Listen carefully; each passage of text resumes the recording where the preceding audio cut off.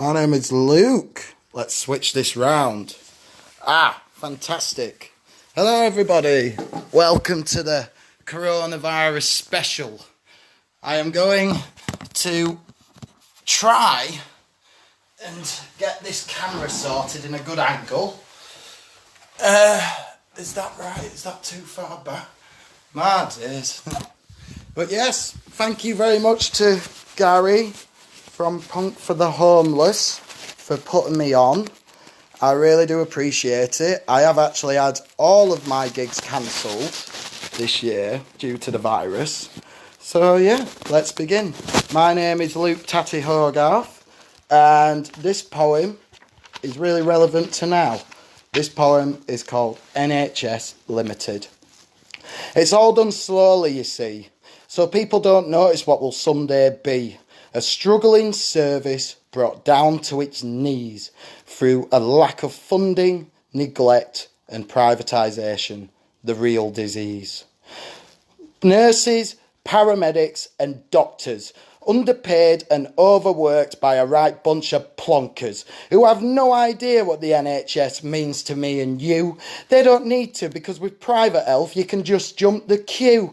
They don't care about grannies shivering in the cold or about children who may not live to one day grow old, because if they did, they would fund our NHS, get public services out of this mess. They'll privatise it slowly so you don't know it's happening, but when you get ill, as you inevitably will, you might see what I see: a once well-funded, caring health service slowly crumbling.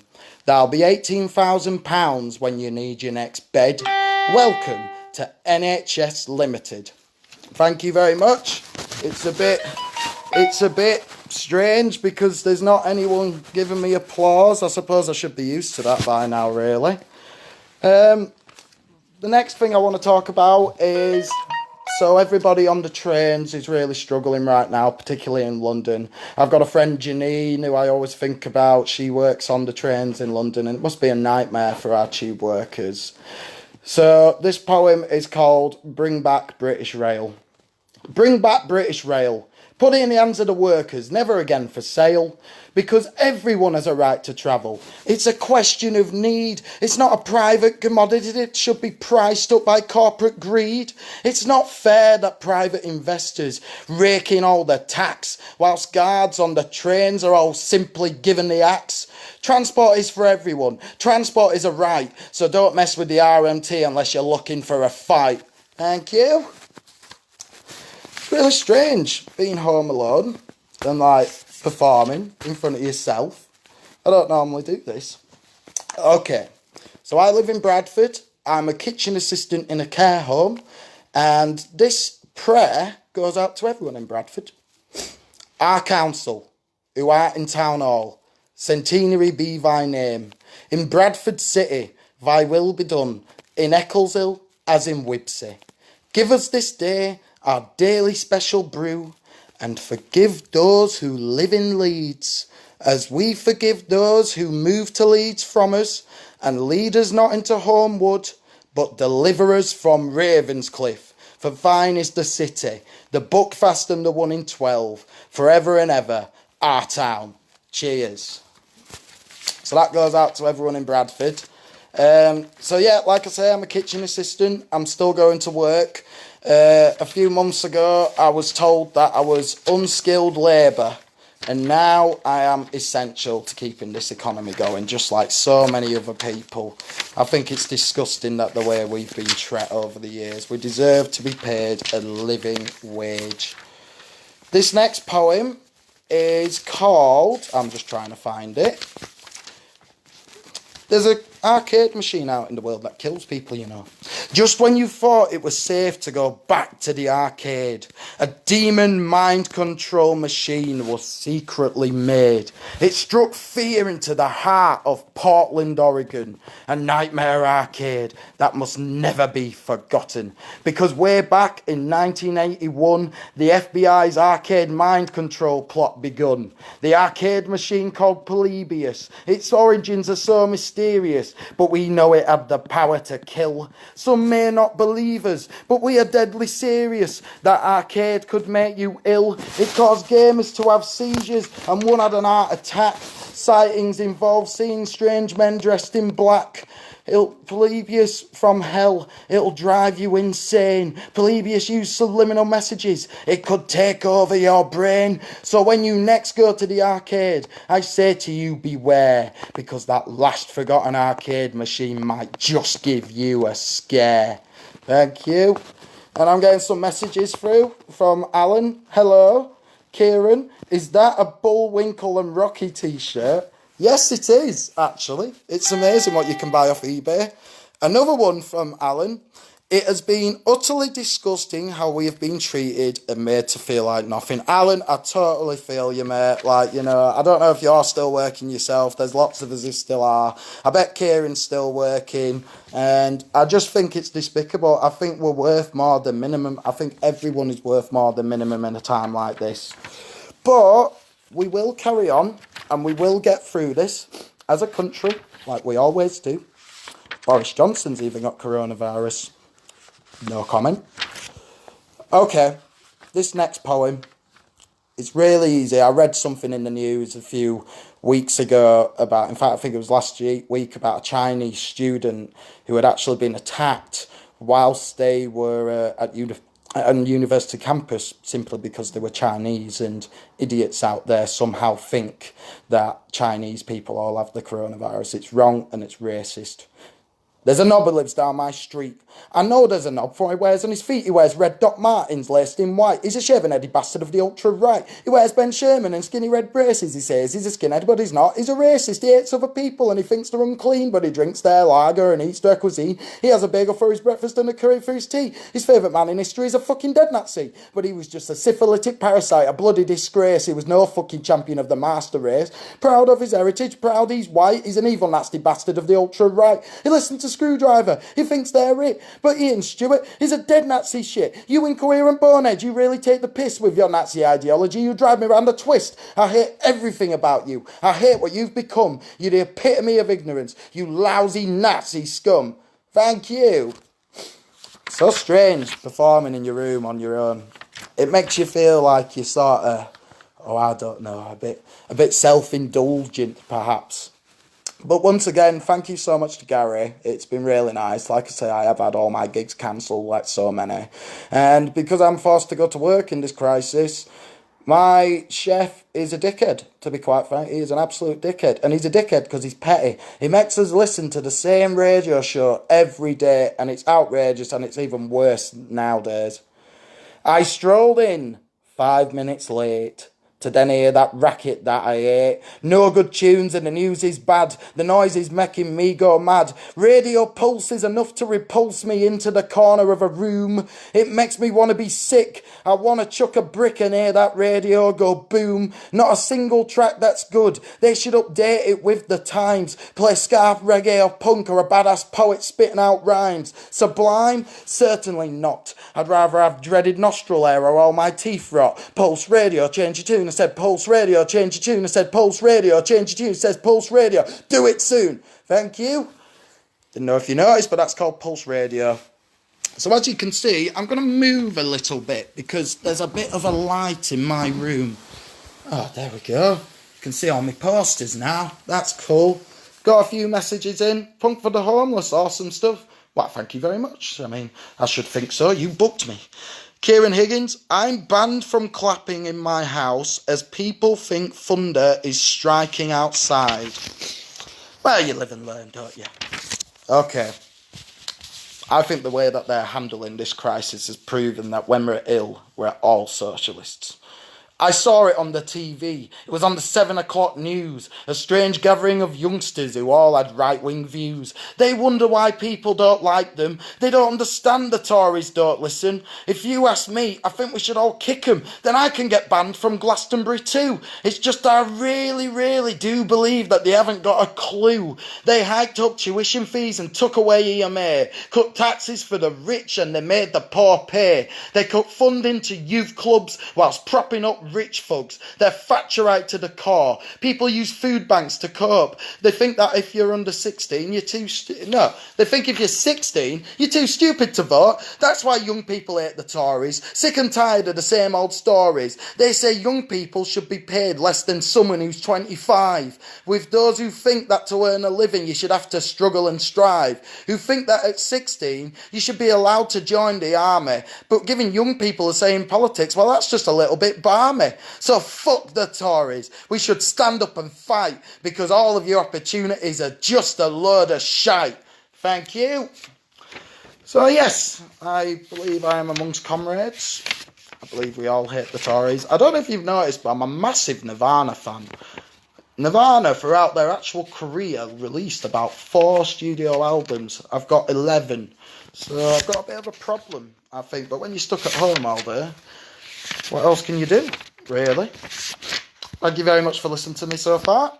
And the next poem I'm going to do is about finding the homeless. The world is going mad. I can't believe it's gone so bad. To see the finding the homeless, it really is sad to then see an MP on telly appear to be glad. Finding the homeless, it's all about money.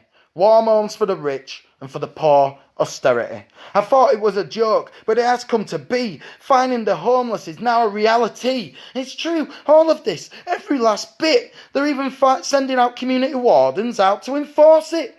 Here's a fine on behalf of Her Majesty's government. A fine for being a victim of unemployment. A fine for being a veteran with PTSD. A fine for losing your home and every last penny. A fine for sleeping out in the cold at night. A fine for being beaten up by pissheads looking for a fight. Where should they go? What should they do? Windsor Council says they're a problem, but the problem, Windsor Council, is you. Thank you. So yes, very hard times. Walking out on the streets of Bradford on my way home, completely dead. And I think it's a good thing, really. I think people should be self-isolating. I've had a couple of friends who were like, oh, you know, I want to come see you, but I work in a care home and I can't risk giving this to people's like families if I had it. Thankfully, I'm clean so far. We all have to have his temperatures done every morning. This is about my friend. I told him he could stay the night. I said, don't worry, he'll be all right. But I tell you now, I wish I'd taken it all back the night my mate David stunk out the flat. When I awoke that fateful day, there were cans of Red Stripe everywhere. He dropped fag ash on the floor as if he didn't have a care. I should have made him wipe his shoes on the doormat the night my mate David stunk out my flat. He said that I'm a real grouch, but it took weeks to get the smell out of the couch. I'd rather be smothered to death by a dead cat than ever smell the stench Liam left on my flat. It sounds like I'm taking the mick, but the smell made me want to be sick. I think I'll leave it at that, but I'll never forget the night David stunk out my flat. Thank you. We all had a friend in need. We have. It's just a shame my friend in need didn't shower more regularly. Okay. So I hope you're all keeping well during this virus outbreak. It's really awful hard times, and it's just typical that this didn't happen 6 months ago and now it's happening. It's really lovely outside and it's nice. Don't I have a happy poem? That's from my dad. A happy poem? Do you even know who I am anymore? Let me have a look. No, that's one about old people freezing in the cold. Alright, one. Here's one a bit better. I'm worried about bills and I'm worried about rent. I've absolutely no idea where all my youth went. Now I'm older, I've become such a stress head. But I'm still angry. My satisfaction was never fed. And when I read the latest corporate mag, I quickly confiscate it and put it in a bin bag. Because corporate magazines suck. They should all be put in a garbage truck. Too many journalists who only write about what's popular. When it comes to chart hits, I think why bother? Because I hate the hits and I hate the charts. No longer teen spirit, this smells like farts. Read local zines, that's where it's at. Don't listen to chart hits because Simon Cowell is a twat. Thank you.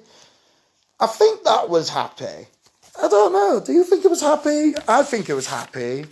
It's the happiest one I've got. There's still a thriving locals. Well, there's not anymore, actually. It's a bit difficult to be happy in this time.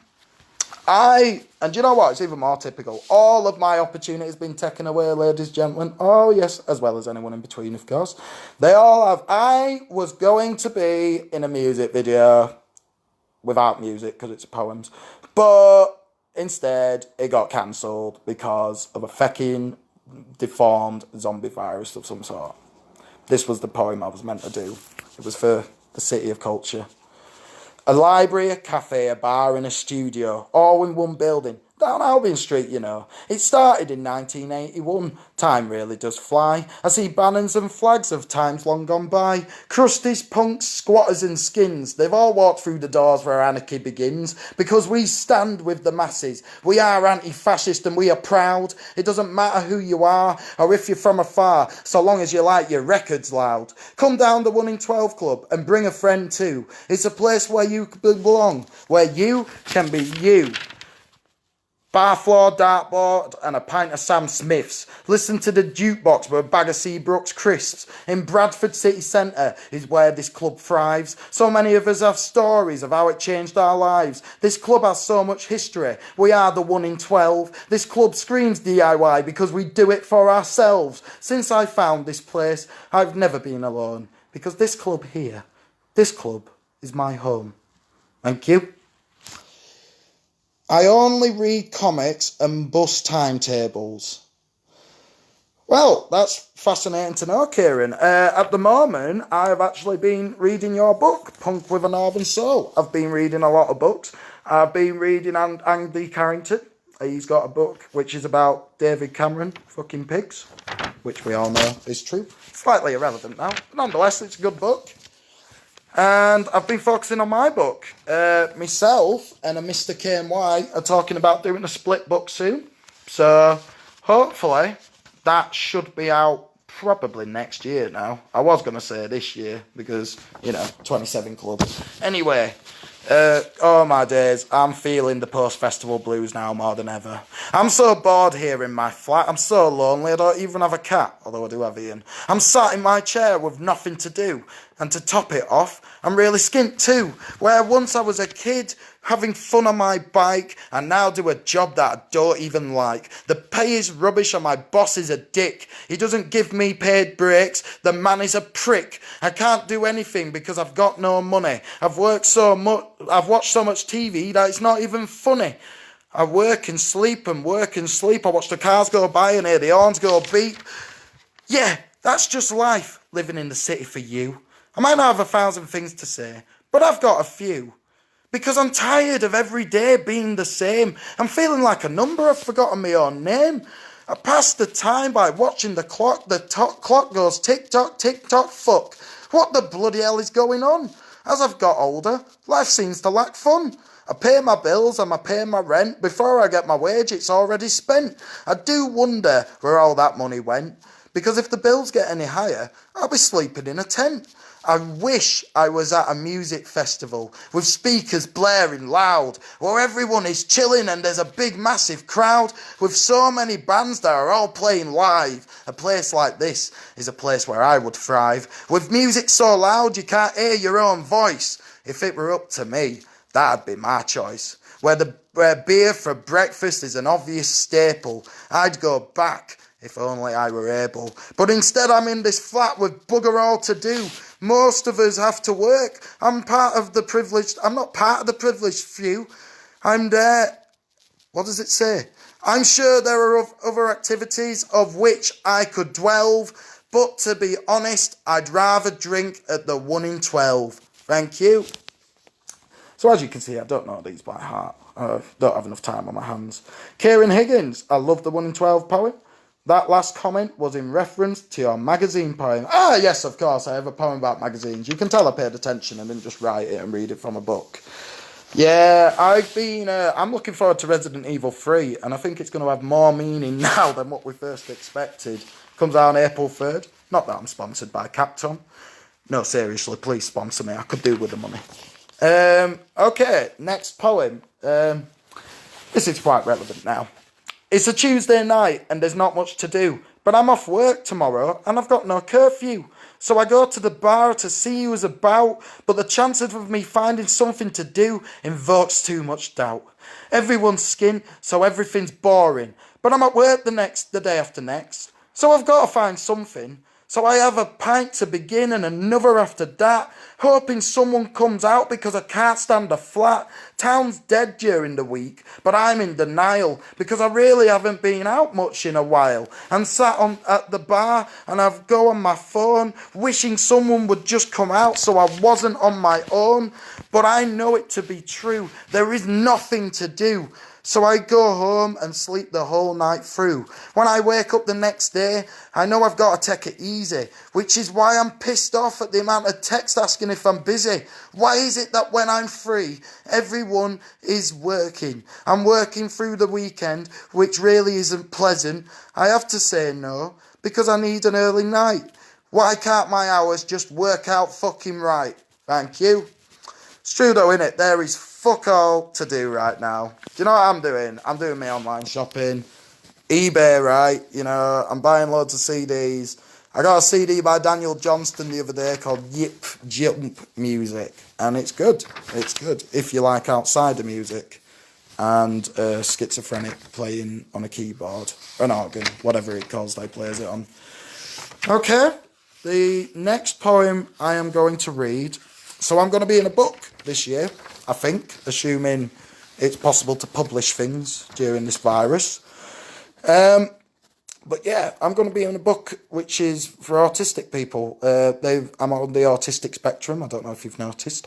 And my friend Janine Booth, who's a poet from down south who I mentioned before, she's doing a book with loads of poets who have autism, and it's quite a benefit for me having autism, because if I didn't have it, I wouldn't be in this book.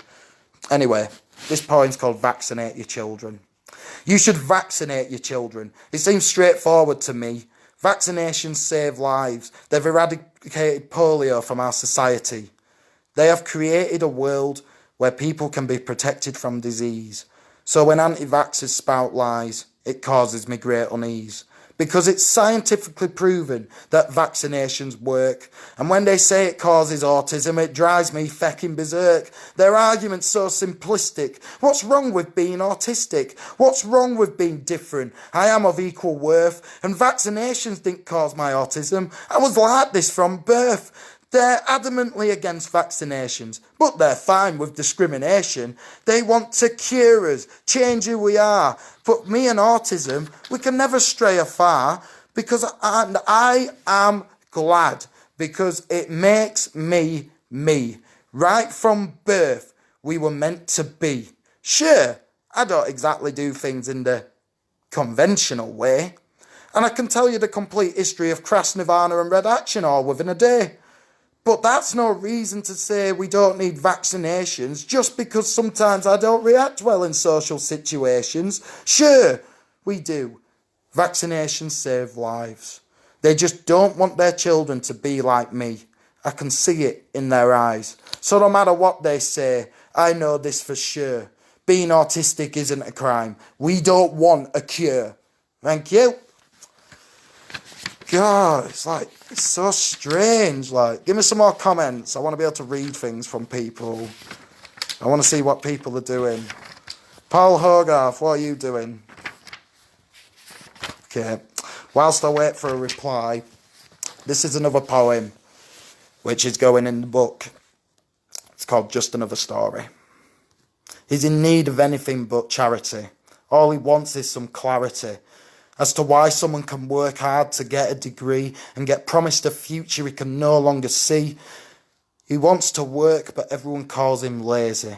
If only their vision wasn't so hazy. They'd see he's trying to put a roof over his head. At times he thinks he'd be better off dead, but he keeps thinking he's got a family to support. He's in so much debt they're going to take him to court, and he gets sanctioned for missing a day applying for jobs. His daughter cries and his wife just sobs and wishes that it would all just stop. She hopes that it's all just a flop, that she will wake up one day and this will all be forgotten. Her head's gone dead, the food's gone rotten, and she knows that when she was little, she was gonna be something. She had hopes and dreams that all turned into nothing. He tries to tell her it'll all be okay, but she just gets up and walks away. He begs her not to leave, but she leaves anyway. He tries to stop her, but she pushes him out of the way. Time passes slow, but it's running out fast. There's only so much longer he feels like he can last, until he gets to the point he can no longer cope. He stays in bed all day and just smokes dope. He keeps trying and applying, but he has no luck. Once he had a future, now it's turned into muck. He tells his daughter it'll all work out, but she's too young to understand what it's all about. He feels like a failure, but he works so hard. Life was so much easier when he had a student card. He finds a job, but it's on 0 hours. Low pay, food banks, no union powers. He tried so hard, but he just couldn't achieve. But there was a time when he really did believe that he could be something and be a good father. He loves his daughter, but he knows he can't support her. He goes for a walk and he doesn't know why. He's standing on a bridge waiting for the next train to drive by. Thank you. Very serious poem, that, I do know. I have just been asked to read a happy poem, and I have just done the opposite. So, such is life. Alright, this poem's about growing up in the squats. I didn't actually grow up in squats. I lived in a terraced house, but my mates all lived in squats, so, you know, credentials. Bradford on a Friday night was always a night to remember. We'd all bob up Westgate and go on a right bender. We were all crusties with mohawks and dreads. We'd all listen to MDC whilst fucked off our heads. Then we'd start off at the Beehive with a few real ales. Beardy preferred a nut brown whilst I prefer a pale. Then our mates would pop down, so we'd all sit down and chat. Someone would ask where the next party's at. So we'd go down the 1 in 12 and all drink shots. We were drinking our way to the land that time forgot. After the club, we'd go down the pub. On the way, we'd stop by the kebab shop and grab some grub. So many things happened, but I'm always forgetting. Turns out there are nights on a Bradford party night that I do struggle remembering. But I remember walking home past the not-so-tall abandoned tower blocks. I remember thinking they've been left there to get covered in spray-painted cocks. We would head home back to the squat. Some people took the mick, but it was all we've got. That place was ours and we made it our home. Life was hard and yes, of course we moaned. People would stare and we know they were judging us. We just needed a place to live. We didn't want a cause of fuss, but we stuck together and we all had a laugh, even though we had to boil the kettle just to have a bath. And that's why we need nights like this, just to have a little fun and go out on the piss. So we would go home and play our records loud. Bradford party night, squatters and proud. P.S. We'll start again tomorrow with a can of special brew. It might not taste nice, but it helps wash down that vegan vindaloo. Cheers. Yeah, I never thought in my life I would see a lockdown in this way. They say that it hasn't been like this since World War II. Some people are talking about rationing. I'm not entirely against the idea because I think to myself, all these people who are buying toilet paper and that, right, they're all able-bodied people. So, and a lot of them are young people as well. They're not like, you know, the elderly who can't get out and that, you know, who really need it. This poem's called Sick to Death.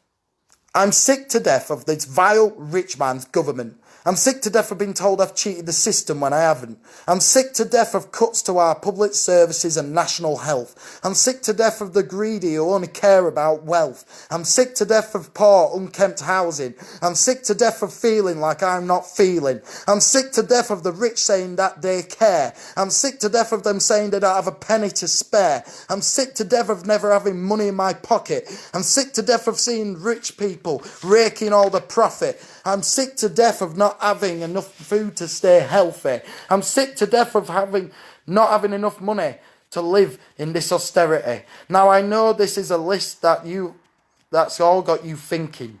But basically, I'm sick to death of fucking everything. Cheers. The city. Where the weather is grim and the water tastes funny. Where there's loads of skint people who have no money. Where it always rains and at night it's freezing cold. where the meter runs out and the food grows mould, where the transport's rubbish and nobody indicates, where you feel so lonely you're like Billy No Mates, where you get made redundant because you're not economically viable, where your gyro comes in late because the job centre's not reliable, where you hang around street corners because there's nothing else to do, where the parents are all out clubbing whilst the kids are all sniffing glue, where there's empty buildings that you've never seen open, where if you lend somebody something, it comes back broken, where the flats are dirty and all full of cladding, where your boiler breaks down so you sit there freezing, where the news is bad and at night it gets scary, where the pubs stay open and people get leery. It's all a bit grim and a little bit gritty, but that's just life, living in the city. Thank you. It's really strange doing all these online gigs. I've got so many CDs, by the way. I used to do a radio show, so I've accumulated loads of CDs from lovely bands who gave me them all. This is called Flats Like These. Flats like these are a bloody disgrace, but flats like these aren't so out of place. There's many people my age who have kids and a family. You have landlords who are scumbags who shouldn't be allowed to own property. I hate about hearing about flats that are ridden with bedbugs and mice, and about landlords who, despite this, expect a higher price. Landlords who think it's fair to live in a flat with a broken oven, who don't give a damn about a new generation who can't afford to feed the children. Landlords who leave doors broken so anyone can get in. Just reconnected there. Landlords who leave doors broken so anyone can get in. These landlords should be all chucked in the sin bin, because my generation can't afford to buy their own home. And yet, due to the housing crisis, that plays on the aspiration of owning a place of your own. In the land of opportunity, God's own land of the free, it's full of flats that have rats, damp cladding and debris. It really is a class war, an attack on the young and poor, a real Oliver Twist, a real please sir, can I have some more? People shouldn't have to live like this. It's unkind, unjust, unfair. It's evidently too much to expect a rich man to care. Through the eye of a needle is which you'll be expected to squeeze, to ever expect forgiveness from us tenants with ease. Thank you. Let's lynch the landlord. Yes. I've got Fresh Fruits on CD. I might listen to it later. In the news recently, I've been hearing about NHS workers like nurses coming out and having the food parcels nicked and like the cars being broken and vandalised. I think it's just so disgusting, and I really hope the people who do that gets what's coming to them. Another burglar yesterday out here in the city, another murder, another drugs raid, another bank robbery.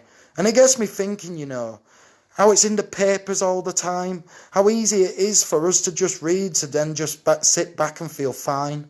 It angers me seeing crime so rampant on our streets, but it's not just the working class, more so the rich elites, those who write the papers and pick up on all these stories, adding to a new stockpile of journalistic quarries. They must know that a big reason people turn to crime is poverty. Those who rob banks and sell drugs are still just trying to make a little bit of money. So when I hear about a bank robbery, I know it's just media tricks, because bankers are robbers with a new excuse called trickle-down economics. And I'm not saying that if everyone had enough cash that there would be no crime. I'm just saying it shouldn't be the so-called bad lads doing time.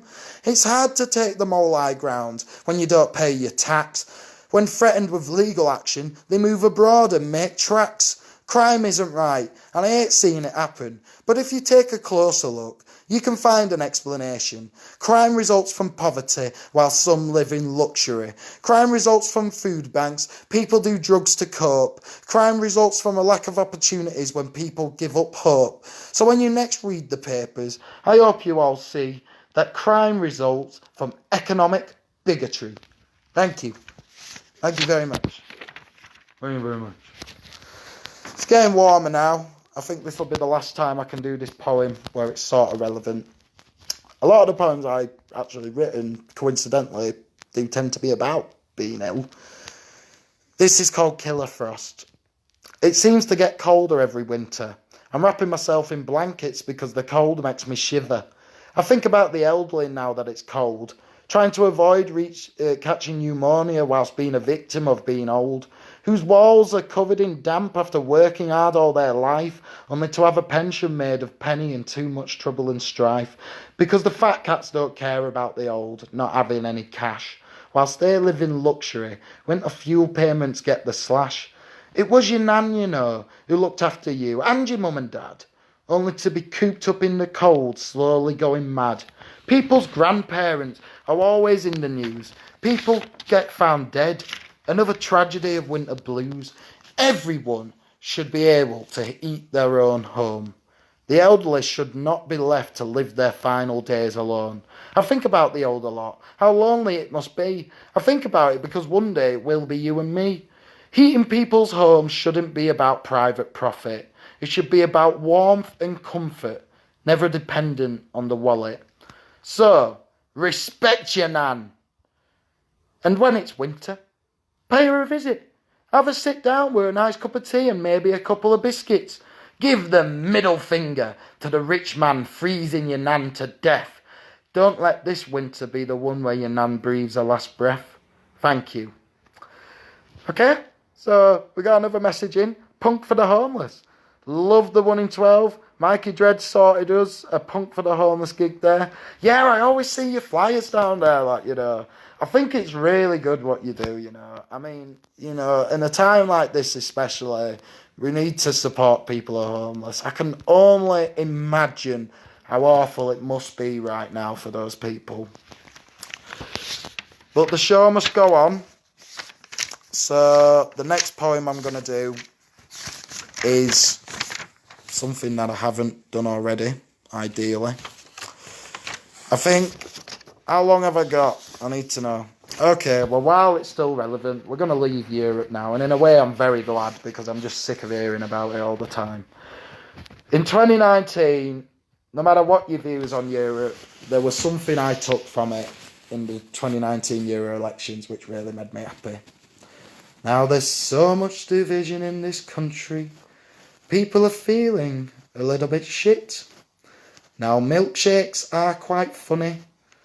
And to top it, Tommy lost his deposit. Because nobody likes Tommy Robinson. 39,000 don't mean shit. Everybody hates a fascist scumbag. If you don't split, then you'll get hit by 1 million tons of milkshake. We could employ people to make it. And the people who do will fill it with glue, Tabasco sauce and spit. It'll be a living nightmare, one you surely will never forget. And you'll also be forced to listen to an entire Coldplay album on cassette. So let this be fair warning. On your bike, Tommy, because throwing milkshake at you is quite funny. And we will take all your money. Thank you very much. Got a link? Compass Children's Charity. Oh, that's really good. We do need to make sure that we're, donating as much as we can. In a way, although I am frontline staff, essential to this economy, I might add. They've never told me that before. Anyway, I never amounted to anything. But nonetheless, I am quite lucky in a way because I've got full-time work. We're not going to get shut down. And, there's people out there who have it a lot harder than me right now. So, everybody who is listening to this or watching it back, please do make sure you give whatever you can to Punk for the Homeless and to any charities that you can think of that'll help us get through this crisis. Okay, I think this might be my last one. Because I think I've taken up a lot of time. And I think I might make it a cover, actually. Yeah, let's do it as a cover. I'm going to finish with an Attila the Stockbroker cover. And again, it goes out to all of the people who have been suffering from any racial abuse throughout this. My name's Luke Tatty Hoggarth. Thank you for watching me. They claim their planet's dying, that soon it's going to blow. So they're coming here, they say they've got nowhere else to go. With their strange computer voices and their one eye on a pole, they're moving in next door and then They're signing on the dole. Asylum-seeking Daleks are landing here at noon. Why can't we simply send them back or stick them on the moon? It says here in the papers they're coming here to stay. The loony lefties let them in. The middle class will pay. The claims here that they're not terrorists. That doesn't wash with me. The last time I saw one, I hid weeks behind the settee. Good Lord, they're pink with purple bungs, and they're coming over here. Not just extraterrestrial, the bloody things are queer. Yes, homosexual Daleks, and they're sponging off the state with huge Arts Council grants to teach delinquents how to skate. It says here in the paper, I'd better tell the wife, for soon they will exterminate our British way of life. This satire on crass, tabloid-fostered fear is at an end. Now let me make one message loud and clear. Golf course, UKIP or shop floor, smash bigotry and hate. Asylum seekers, welcome here. You racists, emigrate. My name's Luke Tatty Hoggarth. Stay safe in this crisis. Support doctors, nurses and care workers and shop workers. Thank you very much for listening to me. Thank you to Gary. Thank you to Punk for the Homeless. Ta-ra.